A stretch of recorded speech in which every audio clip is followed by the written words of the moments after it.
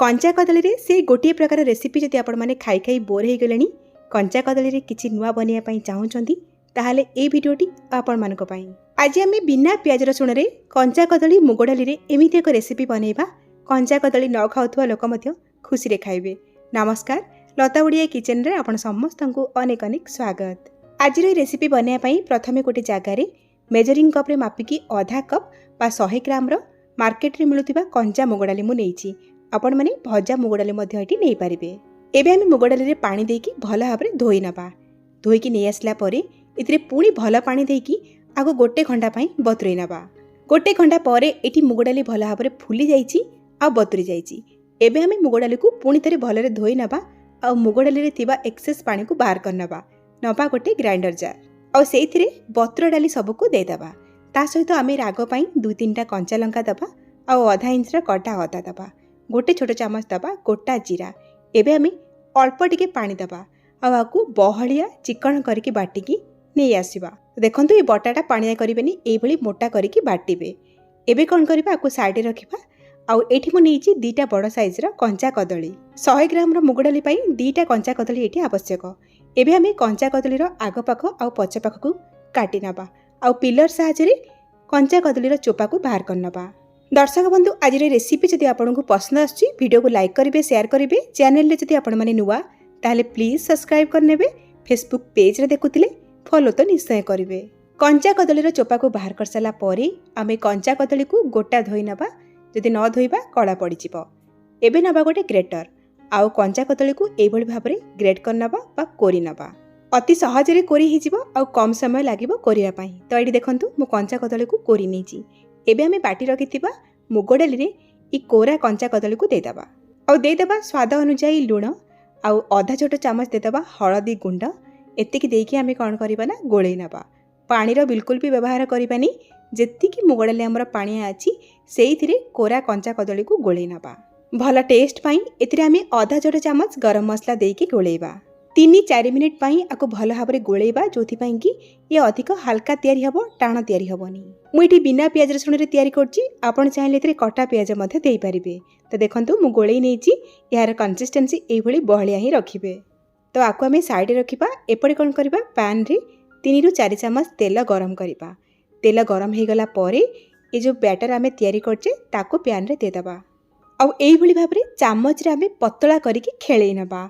अत्यधिक मोटा करिबेनी, ध्यान रखंतु पतला ही रखिबे, जोथि पई कि ये भीतर पर्यंत भल भाव रे सिझी पारिबो। मीडियम फ्लेम रे कवर करिकि 2-3 मिनिट पर्यंत गोटे साइड रु सिझिया पई छाड़िबा। 2-3 मिनिट परे कवर काढिबा। आ ऊपरे आउ गोटे 2 चामच तेल दे दबा। आ ए मुग डाली कंचा कदली रो पिठा को केयरफुली आमे उल्टै नबा। तो देखंतु केते सुंदर कलर आछि। एबे पुणी थरे लो टू मीडियम फ्लेम रे कवर करिकि आउ 2-3 मिनिट पर्यंत कुक करबा। आउ 2-3 मिनिट परे कवर काढिबा। आउ एठी देखंतु हमर मुग डाली कंचा कदली रो ई पिठाटी दुई साइड रु भल भाव रे कलर आसी जाईची आउ सिझी जाईची। तो एई भलिया हेई गले आमे गैस रो फ्लेम को ऑफ करबा। आउ ए पिठाटी को ठंडा करिया पई छाड़िबा।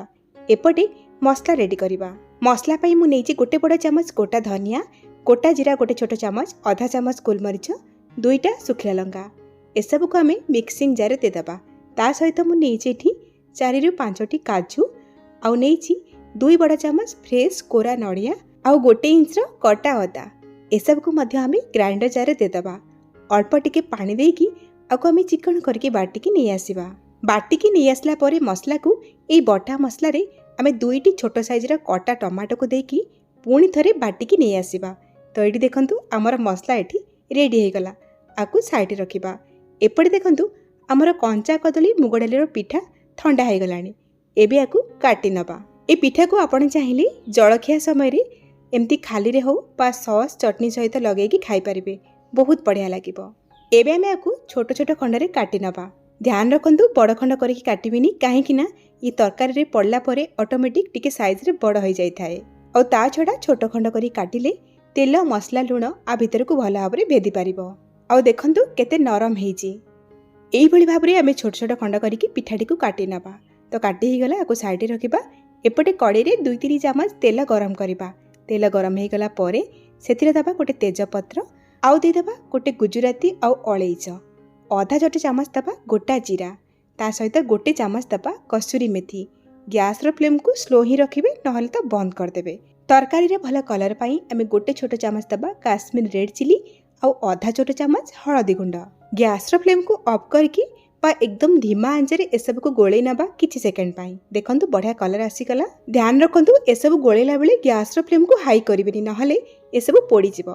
एबे आमे बाटी रखिथिबा मसला पेस्ट को दबा ता सहित जार को धोइकी आउ 4-5 चामच पानी देकी भल भाबरे गोले नबा। एबे आमे एथिरे दबा स्वाद अनुसार लूण देकी मसला को भल भाबरे गोलेकी गैस फ्लेम को लो टू मीडियम करबा आउ कवर करके 5-6 मिनिट पर्यंत भल भाबरे कसी नबा। मसला कसी होला भितरे कवर काढ़ी एथिरे आमे कटा सिझा आलू दबा। एठी मु 3टी छोट साइज रो सिझा आलू को चोपा बाहर करके बड़ बड़ खंडरे काटिकी नीची। आपण चाहिले कंचा आलू को बड़ बड़ खंडरे काटिकी भाजिकी मध्य एथिरे देई परिबे नहले तो बिना आलू रे मध्य ए रेसिपी को तयारी करि परिबे। आलू देले खाइबा पई टेस्टी लागिबो। तो देखंतु आलू देकी गोळे सला परे पुनी थरे कवर करके आउ 2-3 मिनिट पई कसी नबा। तो एठी देखंतु मसला बहुत भल भाबरे कसी हे गलानी। चारि साइड रु तेल मध्य छाड़ी आसलानी। मसला जेते भल भाबरे कसी हबो तरकारी रो टेस्ट सेते भल आसीबो। एबे हम कोन करबा एथिरे पानी दबा। एठी मु 2-3 ग्लास देइची पानी अधिका करके देइथिबे काहेकि ना एथिरे आमे मुग डाली कंचा कदली रो जो पिठा बनैथिले ताको काटिकी रखिचे ताको एथिरे पकेइबा। से झोल को टाणिबो सेति पई अधिका करके प्रथमरु पानी देइथिबे। पानी देकी गोली सला परे गैस फ्लेम को हाई करके झोल को भल भाबरे फुटेइबा। झोल फुटी गला परे आमे जो पिठा को छोट छोट खंडरे काटी रखिथिले ताको देकी गोळेई नबा।